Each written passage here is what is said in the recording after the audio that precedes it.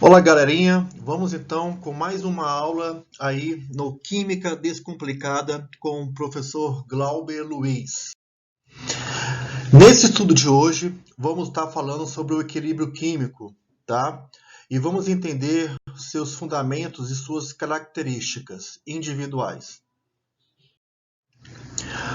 O equilíbrio químico, gente, ela poderá então nos mostrar aí que existem dois tipos de reações, tá?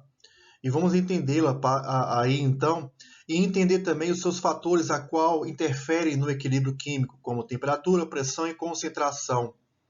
Vamos entender o que seria o equilíbrio químico numa reação química e também a determinar a constante de equilíbrio, ou seja, a calcular a constante de equilíbrio, onde nós temos alterações de concentrações e também de pressões, ok? Muito bem.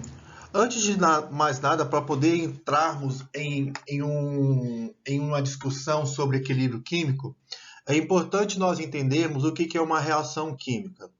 Numa reação química, tá? Numa equação química, nós temos dois momentos. Temos um momento das substâncias que compõem o reagente, e em outro momento nós temos o que? As substâncias que compõem o produto. Então, teremos que os reagentes, teremos a alteração deles para compor um produto com outras substâncias. Então, a reação química é o processo de mudança ou conversão de uma ou mais substâncias em outras. Ou seja, o que está no reagente vai ser transformado, vai ser convertido, tá? Formando um produto com novas outras substâncias que foram então resultado dessa transformação. Muito bem. Quando uma reação química ela atinge o equilíbrio, isso é muito importante entendermos, né? Quando é que uma reação química ela atinge o equilíbrio? Muito bem. Uma reação química ela atinge o equilíbrio quando as velocidades de consumo dos reagentes e aparecimento, tá? O consumo e o aparecimento dos reagentes, tá? São transformados. Quando o quê? Quando nós temos aqui as velocidades de consumo dos reagentes e o aparecimento dos produtos são o quê? Iguais. São iguais. Então a velocidade de consumo do reagente vai ser igual ao aparecimento dos produtos, tá? Isso é o equilíbrio.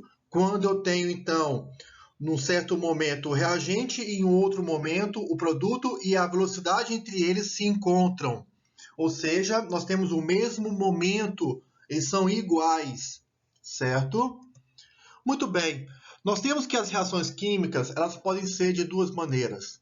Podemos ver aí, ela poderá ser por uma reação direta ou poderá ser por uma reação inversa. Quando nós temos uma reação direta, é quando nós temos um único sentido, tá? Reagente se transformando em produto. Somente isso, acabou, tá? Já a reação inversa é quando você tem reagente e produto, agora o produto não é mais produto, ele é reagente. Então, o produto que é produto se torna reagente, se transforma em reagente que agora é produto. Ou seja, ele volta, tá? Então, ele vai e volta, tá? E esse equilíbrio é constante, tá? Então, podemos observar aí nesse gráfico o que então a pergunta, tá, nos faz aí então nos questiona. Nós temos no momento aqui então uma linha que mostra a velocidade, a outra linha mostra o tempo dessa reação química. Na linha azul, no pontilhado azul, podemos verificar que ocorre a reação direta, tá? E no pontilhado vermelho, a reação em vermelho, nós temos a reação inversa. Então nós temos um ponto em comum, onde então essas reações, né, elas se encontram. E esse ponto comum se chama equilíbrio. Em um certo tempo, a uma determinada velocidade, essas reações se encontram. Esse ponto de encontro se chama então o equilíbrio da reação química. Então, um equilíbrio químico. Muito bem. As reações inversas são chamadas de reações reversíveis. Então, as reações inversas são chamadas de reações reversíveis. Ou seja, ela não tem só um único sentido, ela tem um duplo sentido. Ela pode ir e pode também o quê? Voltar. Então, ela é reversível. Então, toda reação reversível tende o quê? Ao equilíbrio químico. Toda a reação reversível tende ao equilíbrio químico. Então, podemos dizer que a velocidade nada mais é igual à distância em metros dividido pelo seu tempo em segundos. Ou seja, o percurso percorrido pela reação dividido pelo seu tempo em segundo. Essa é a velocidade, metros por segundo, certo? Então, nós temos aqui que para as reações químicas, temos aqui a seguinte situação. Vamos imaginar numa reação química aqui, tá? Nós temos, então, o A e o B. O A e o B são os elementos que compõem o quê? O reagente. O reagente. O A e o B. Então, o reagente A e o reagente B. Então, no momento de uma reação química, ela vai reagir. E nesse reagir, ela vai o quê? Desaparecer. Então, o reagente A e o reagente B, eles desaparecem para poder transformar, para poder formar o produto. Então, a velocidade de desaparecimento do A vai ser igual ao quê? A menos concentração de A dividido por tempo em segundos. Já a velocidade do reagente B, da substância B, vai ser igual menos a concentração de B dividido pelo tempo em segundos, tá?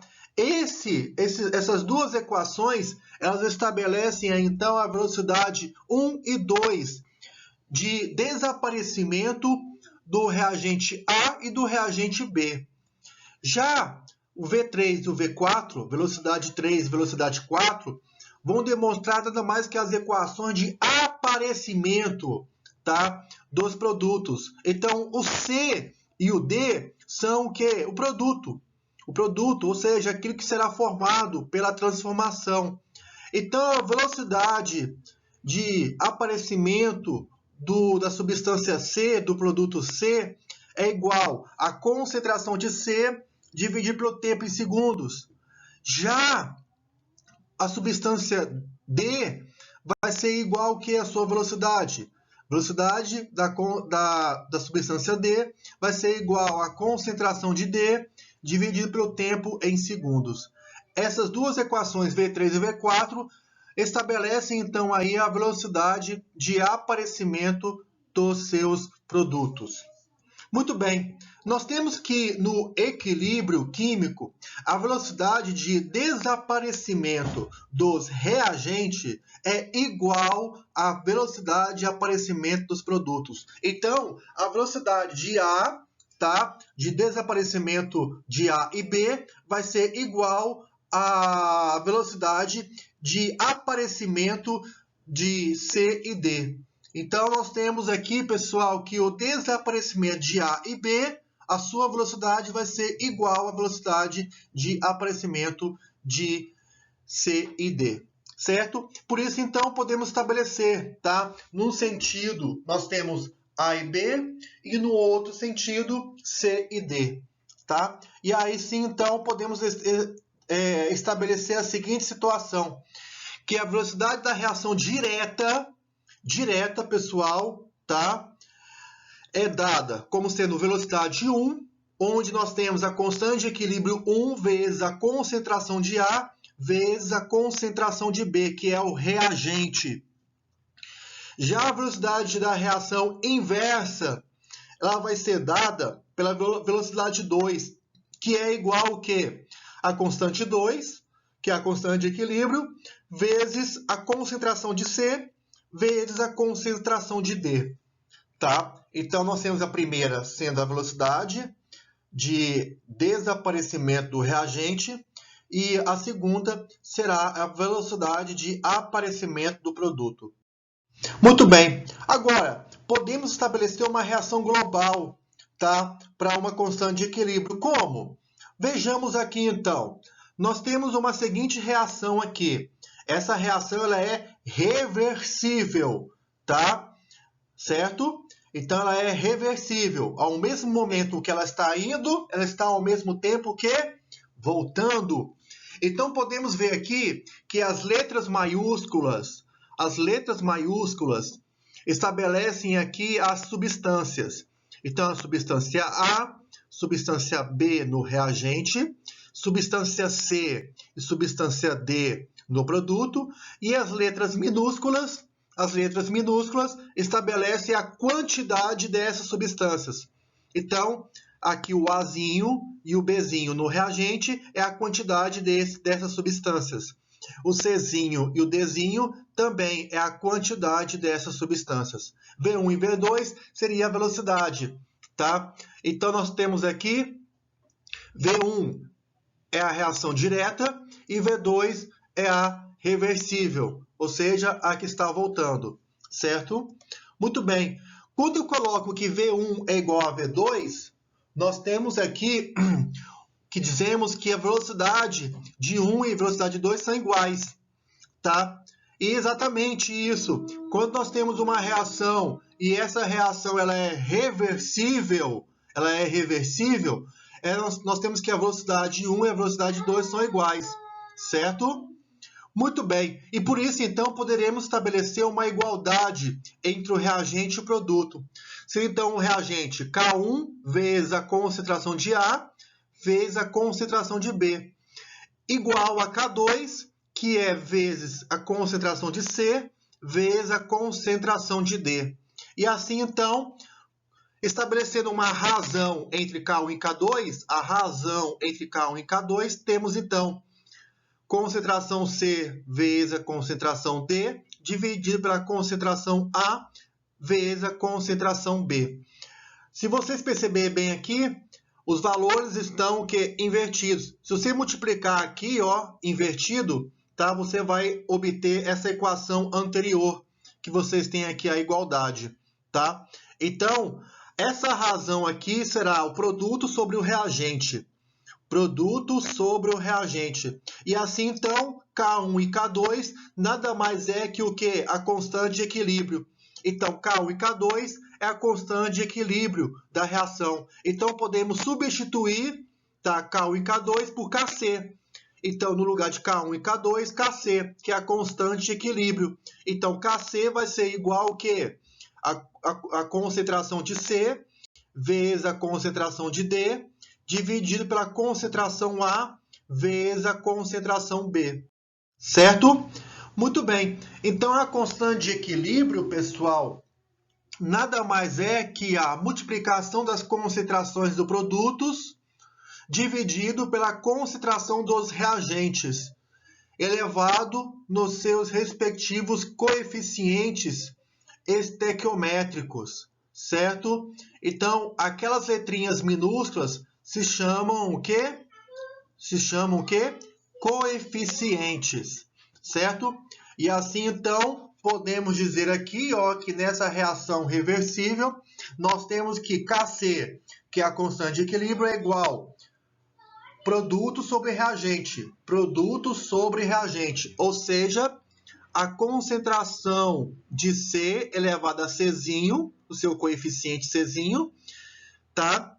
A concentração de D elevado a Dzinho, que é a concentração, o coeficiente Dzinho, dividido pela concentração A elevada ao coeficiente a concentração B elevada ao coeficiente B, certo? Muito bem. E aí, então, nós temos aqui que quando a constante de equilíbrio for elevada, a constante de equilíbrio for muito alta, nós temos que o equilíbrio químico estará deslocado para os produtos. Então, nós temos que o coeficiente, ou melhor, a constante de equilíbrio alto, elevado, nós temos que o equilíbrio estará destinado para o deslocamento para o produto. Agora, se a constante de equilíbrio for muito baixo, nós temos que o equilíbrio químico estará deslocado para os reagentes. Então, nós temos aqui que o equilíbrio químico alto desloca para o produto. Equilíbrio químico baixo desloca para o reagente. Muito bem. Então, nós temos aqui que para algumas reações químicas, o excesso de reagente, após ser atingido aí o equilíbrio químico, são todos pequenos que considera-se como reações completas. São tão pequenos que consideram-se como reações completas. Então, nós temos aqui que para algumas reações químicas, o excesso de reagente, isso considerando após ser atingido o equilíbrio químico, são tão pequenos, tá? O excesso de reagente é tão pequeno que considera-se como reações completas, esse excesso. Muito bem, vamos determinar aqui a constante de equilíbrio para a seguinte reação. Nós temos aqui H2 gasoso mais Cl2 gasoso, formando no produto 2HCl, que é o cloreto de sódio, ou ácido clorídrico, perdão, gente. HCl, que é o ácido clorídrico gasoso. Muito bem, o H2Cl2, reagente, e 2HCl, produto. Muito bem, temos aqui então, produto sobre reagente. A concentração de HCl, tá vendo só aqui o 2? O coeficiente 2 virou expoente, um expoente, dividido pela concentração do reagente, que é H2 vezes Cl2, tá? Então aqui, em cima do H2 e em cima do Cl2 não tem nada, porque na frente do H2 e na frente do Cl2 não tem nada, é 1, tá? Todo número elevado a 1 é ele mesmo. Então, nós temos aqui, que no produto o H2Cl2 não tem o coeficiente, certo? Certinho? Aí, então, calculamos a constante de equilíbrio para essa reação simples. É o produto sobre o reagente, não esquecendo do coeficiente. Quando você tem o coeficiente na frente, o numeral na frente, você tem que colocá-lo em forma de expoente em cima da substância, certo? Muito bem, pessoal. Agora temos aqui um desafio para vocês, tá? Um pequeno desafio. Vocês vão determinar a constante de equilíbrio para a reação que está aqui embaixo, que é essa, certo? Essa é a constante de equilíbrio, ou melhor, você vai calcular a constante de equilíbrio para essa reação química. Muito bem. Agora vamos ver um outro tipo de cálculo. Vamos ver aqui. Determine a constante de equilíbrio para a reação abaixo, para 2NH3. Essa é a equação, pessoal, 2NH3. Nós queremos aqui, então, calcular para 2NH3. Só que a reação aqui não são 2NH3, é somente 1. Então, tudo isso aqui deve ser multiplicado por 2. Tudo deve ser multiplicado por 2, porque nós queremos a constante de equilíbrio para a reação com 2NH3. 2NH3. E na reação não são 2NH3, é só 1. Então, a reação inteira deverá ser multiplicada por 2. Muito bem. E aí, então, nós temos a concentração de cada uma dessas substâncias. Vamos montar aqui, então, a constante de equilíbrio? Vamos lá, então. Primeiramente, tivemos que fazer aqui, tá? Fazer aqui o balanceamento para 2NH3. 2NH3. Fazendo, então, o balanceamento, nós temos essa reação aí, então, pessoal. Muito bem. Aqui, então, está a constante de equilíbrio. Então, produto sobre o reagente. Concentração de NH3 elevado a 2, coeficiente 2, dividido, então, por H2 elevado a 3, tá bom? Tá vendo o coeficiente 3? Vezes o N2 elevado a 1. É 1, tá? Todo número elevado a 1 é ele mesmo. Substituindo, então, pessoal, temos aqui, o NH3 é 796, não é? 0,796 elevado ao quadrado, dividido. Agora o H2. O H2 é 0,324 elevado a 3, vezes a concentração do N2, que é 305. Então, aqui, elevando de cima ao quadrado, elevando de baixo ao cubo e multiplicando, então, pelo valor de N2, temos que Kc vai ser igual a 61,60, tá? Kc vai ser igual a 61,60. Simples, né? Como fazer o... A questão 2 agora, vocês vão fazer a mesma coisa, só que agora vocês vão calcular a constante de equilíbrio para a reação do 4HI. 4HI. Temos aqui então, pessoal, tá? A reação, temos a reação, certo? Essa reação deverá ser balanceada, como vocês podem ver aí, porque aqui no produto são 2HI, então essa reação precisa ser balanceada para 4HI. E temos aí então a concentração de cada uma das substâncias. Então, vocês vão ficar com esse desafio de calcular a constante de equilíbrio para essa reação química. Ok? Muito bem. E o terceiro exemplo, nós temos aqui agora, tá? Um outro cálculo. Nós vamos calcular a concentração de HCl, certo? E nesse caso, nós temos a constante de equilíbrio, pessoal. Nós temos a constante de equilíbrio. Nós vamos ter que calcular a concentração molar de HCl.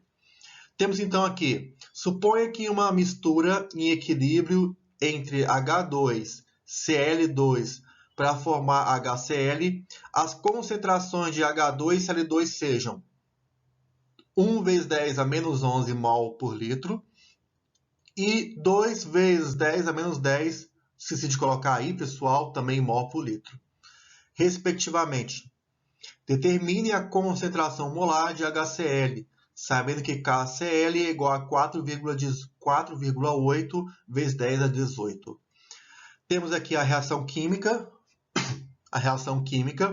para formar então aí, ó, o HCl, certo? Muito bem. Então nós temos aqui H2 reage com Cl2 para formar 2HCl. Muito bem. Aí a constante de equilíbrio, produto dividido pelo reagente. Constante de equilíbrio é igual à concentração de HCl ao quadrado, dividido por H2 vezes Cl2. Vamos então aqui isolar o HCl. O HCl não está elevado a 2, não é isso, pessoal? Então, nós temos que o KCl vai multiplicar a concentração de H2 e Cl2, só que eles vão ficar dentro do que? Da raiz. Como está elevado ao quadrado, ele passa para depois da igualdade em forma de raiz, tá? Então, o expoente ao quadrado, ele é transformado em raiz. Sendo assim, então, temos que a substituição de KCl, que é 4,8 vezes 10 a 18, vezes o H2, que é igual a 1 vezes 10 a menos 11, e o Cl2, que é 2 vezes 10 a menos 10, tá? Fazendo essa multiplicação e depois tirando a raiz, temos que a concentração de HCl é igual a 0,089 mol por litro. Temos aí, então, a concentração da substância HCl. Certinho? Muito bem, pessoal. Daí, então, a questão 3, a qual vocês deverão calcular o mesmo cálculo, fazer o mesmo cálculo que o exemplo 3. Vocês vão calcular aí, para mim, então, a concentração do HI, tá ok? A concentração do HI, tendo aí o KCl de 5,7 vezes 10 a 17, certo? Deverão, então, montar a reação, tá? Para poder fazer o balanceamento. Deverão montar a constante de equilíbrio, tá? A fórmula, e aí calcular, certo? Tá aí a fórmula para vocês, então, balanceada, para que, então, vocês possam fazer. Agora, antes de mais nada, é importante nós tratarmos sobre o princípio de Le Chatelier na constante de equilíbrio, porque vamos tratar de assuntos como concentração, tá? Pressão, temperatura, fatores a qual influenciam diretamente na constante de equilíbrio? Muito bem, então vamos lá. Quais são os parâmetros que interferem no equilíbrio de uma reação química? Essa é a grande pergunta. Vamos então entender isso. Então, nós temos que quando uma perturbação exterior é aplicada a um sistema em equilíbrio, o sistema tende a se ajustar para alcançar um novo equilíbrio, tá? E aí, então, vamos entender sobre a influência da adição e remoção de reagentes no equilíbrio químico. Então, vamos entender sobre a adição e remoção de reagentes no equilíbrio químico. Temos a seguinte reação, tá? Do HCl, a sua constante de equilíbrio, produto sobre reagente, e aí façamos os seguintes questionamentos. O que acontece com o equilíbrio da reação C? Se aconteceu o quê? Adicionar mais HCl. O que acontece se adicionar mais HCl? O HCl, hein? Desloca, tá vendo só que estamos adicionando mais produto? O HCl é produto. Então, adicionar mais HCl, o produto, desloca o equilíbrio para reagente. É o contrário. Se você aumenta o produto, a reação de equilíbrio se desloca para outro sentido. Desloca para o reagente. Remover H2. Se remover o H2, não remover ele todo, parte dele, desloca o equilíbrio para o reagente. Então, se você tira, ele desloca para onde que foi tirado. Remover HCl, desloca o equilíbrio para o produto. Tá vendo só? Remover o HCl não está no produto. Se eu estou removendo parte do HCl, ele vai deslocar para a região onde foi o que? Removida. E adicionar mais o Cl2. Se você adicionar mais Cl2, ele vai ser o contrário, tá? Desloca o equilíbrio para o produto. Então, vamos entender o seguinte aqui. Quando a adição, ele se desloca, tá? Para o outro sentido. Se eu removo algo do reagente, o equilíbrio se desloca para o produto. Se retira algo do produto, o equilíbrio se desloca para o reagente. Agora, se você remove, ele vai então para onde o equilíbrio? Vai para a região, para o local onde foi removido. Se remove algo do reagente, o equilíbrio químico vai para o reagente. Se retira algo, remove algo do produto, então o equilíbrio tende para o produto. Quando um reagente é adicionado a uma mistura em equilíbrio, a reação tende a se deslocar no sentido de formação do produto. Quando um reagente é removido de uma mistura, em equilíbrio, a reação tende a se deslocar no sentido de formação do reagente. Quando um produto é adicionado a uma mistura em equilíbrio, a reação tende a se deslocar no sentido de formação do reagente, sempre o contrário. Quando um produto é removido de uma mistura em equilíbrio, a reação tende a se deslocar no sentido de formação do produto. Ok? Então, se eu tiro do reagente, ele vai para o reagente. Se eu tiro do produto, o equilíbrio desloca para o produto. Agora, se você adiciona no reagente, vai para o produto.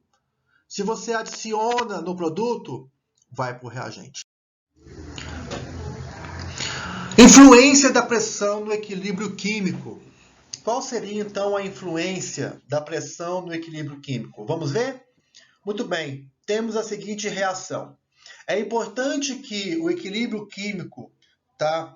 Sobre a influência da pressão, é importante que as substâncias, tanto elas nos reagentes como no produto, esteja no estado gasoso, tá? É importante que as substâncias estejam no estado gasoso. Isso para verificarmos a influência da pressão no equilíbrio químico. Muito bem. O que acontece com o equilíbrio da reação se, primeiramente, aumentarmos a pressão do sistema? O que vai acontecer é o quê? O equilíbrio se desloca para o lado dos reagentes, onde está em menor quantidade, menor volume. Então, aumentando a pressão do sistema, o equilíbrio se desloca para o lado dos reagentes.